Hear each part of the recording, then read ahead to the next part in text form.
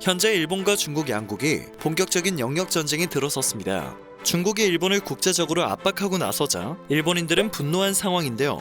역사 왜곡까지 하며 영토를 탐내는 일본은 중국의 이연타에 제대로 맞고 말았습니다. 중국이 최근 센가쿠 열도에 대한 영유권 주장 강화에 나섰습니다. 8개 섬으로 이뤄진 센가쿠 열도는 현재 일본이 행정적으로 지배를 하고 있는 상태인데요. 중국이 센가쿠는 우리 땅이라며 온라인 박물관을 개설한 것입니다. 중국은 이 열도가 역사적으로 중국의 영토임을 주장하는 사진과 문헌 자료, 보도 자료 등을 게시했습니다. 중국 관영 매체는 센가쿠 열도 문제의 핵심 내용을 이해하고 논쟁의 여지가 전혀 없는 중국 고유의 영토라는 점을 증명할 수 있다라며 박물관에 대해 설명했습니다. 일본 언론들은 이와 같은 사실에 분노하는 듯한 보도를 쏟아냈습니다.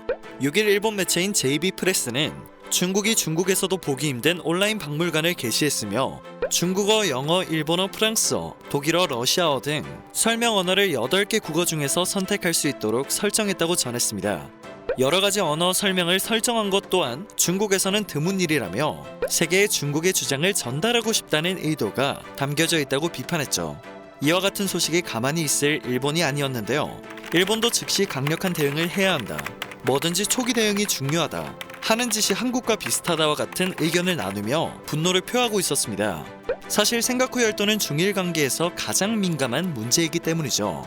지난 2010년 중국 어선이 센가쿠 열도 인근에서 일본 해양 순시선과 충돌하는 사건이 있었는데요. 2년 뒤 일본 정부가 섬을 국유화하자 중국 전역에서는 반일 시위가 일어나며 양국 관계는 최악으로 치닫기도 했었습니다. 이번에 중국이 온라인 박물관을 개설하며 양국은 또다시 본격적인 영역 전쟁에 들어설 것으로 보이는데요. 외신들은 이를 두고 중국이 일본의 허를 찔렀다는 평가를 내놓고 있습니다.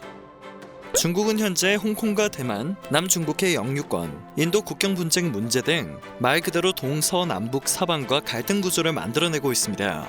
때문에 센가쿠 열도 문제를 당분간은 더 이상 표면화시키지 않을 것으로 전망되고 있는데요.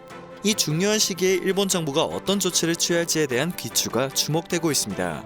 허나 중국은 일본이 어떤 조치를 취한다고 해도 센가쿠 열도는 중국의 영토라며 중국은 일본의 짓밟힌 지역의 질서와 평화를 유지할 수 있는 능력을 가지고 있다고 자신하고 있습니다.